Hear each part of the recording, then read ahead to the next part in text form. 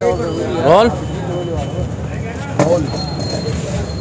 बस कुछ ही समय बचा है और 4 तारीख को वोटिंग है नगर निकाय चुनाव की। जिस पल का इंतज़ार था सभी पार्टियों को वो समय आ गया है। 4 मई को वोटिंग भी होनी है और लास्ट जो भी समय बचा है उसमें पूरी तरह सभी प्रत्याशी पूरी अपनी ताकत झोंक रहे हैं, लगातार अपना जनसंपर्क कर रहे हैं, वोट मांगने के लिए जनता के दरवाजे पर भी जा रहे हैं और जनता से अपील कर रही हैं कि एक बार हमें सेवा का मौका ज़रूर दें। और यहीं लोहा मंडी के जटपुरा से वार्ड 79 से राजपाल जी समाजवादी पार्टी से प्रत्याशी मैदान में हैं, उनसे बात करेंगे। क्षेत्र में जिस तरह की समस्याएं बनी हुई हैं, इससे पहले बीजेपी के अंडर में ये सीट गई हुई थी और वहीं हमसे बात करेंगे।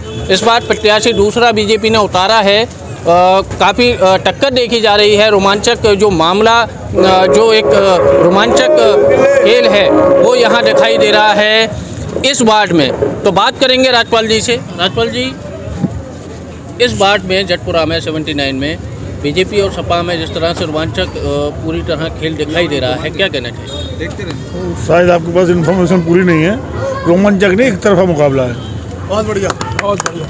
देखिए, जिस तरह से हमने बीजेपी कैंडिडेट से भी बात की है, उनका कहना है कि पूरी तरह हम पूरी बहुमत से आ रहे हैं, क्योंकि इससे पहले भी हमारा यही प्रत्याशी यहाँ से भारी बहुमत से जीता था। जनता ने भरोसा किया था और यहाँ विक्रांत कुशवाहा जी जो प्रत्याशी हैं उनका जो कहना है उसके आधार पर हम आपसे ये कह रहे हैं। विक्रांत कुशवाहा जी और उनकी पार्टी ये केवल हिंदू और मुस्लिम के नाम पर लड़ रही है और मैं समाजवाद के नाम पर लड़ रहा हूँ जी। और हिंदू मुस्लिम से कभी देश और राष्ट्र नहीं चलते जी। ना ही गली मोहल्ले चलते हैं, ये चलते हैं समाजवाद से जी। उनके साथ केवल हिंदू समाज का वो तबका होगा जो केवल हिंदुत्व की बात करते हैं। मेरे साथ वो तबका है जो हर समाज की बात करता है, चाहे वो हिंदू हो, मुसलमान हो, सिख हो, ईसाई हो, जो पंजाबी हो, सभी मेरे साथ हैं।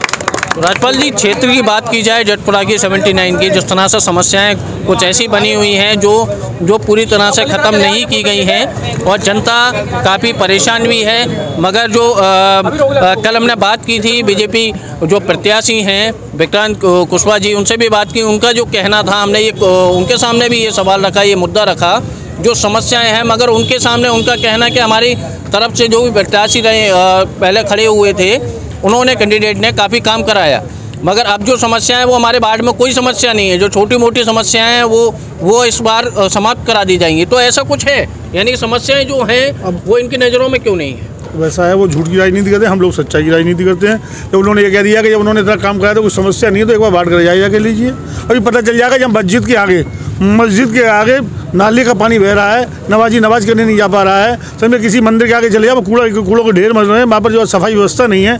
जब आप सफाई व्यवस्था ही नहीं करा पा रहे हो तो और विकास क्या करा पाओगे आप?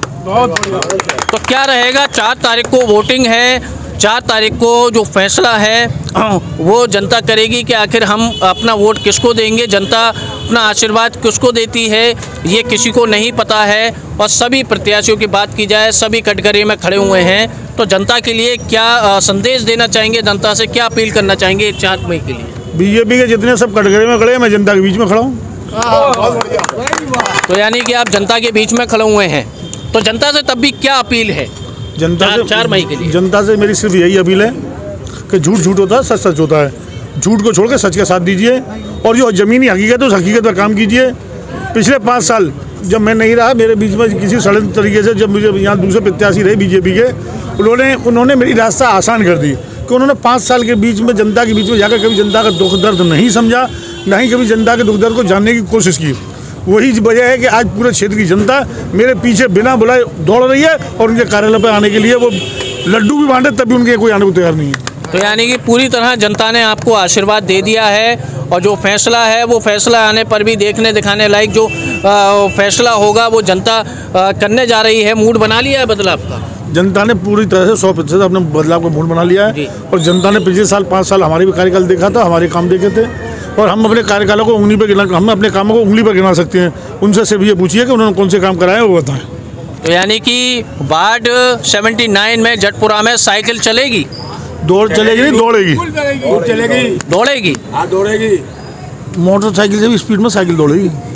देखिए यहाँ पूरी तरह के कॉन्फिडेंस के साथ राजपाल जी का कहना है कि पूरे वार्ड में साइकिल दौड़ेगी और जनता का आशीर्वाद पूरी तरह मुझे भरपूर मिल चुका है, ये राजपाल जी का कहना है। अब ये देखने वाली बात होगी कि 4 मई को जनता किसकी तरफ कितना जाती है। अपने सहयोगी हैदर के साथ संवाददाता विवेक डोगरा, प्राइम 18 न्यूज़, आगरा।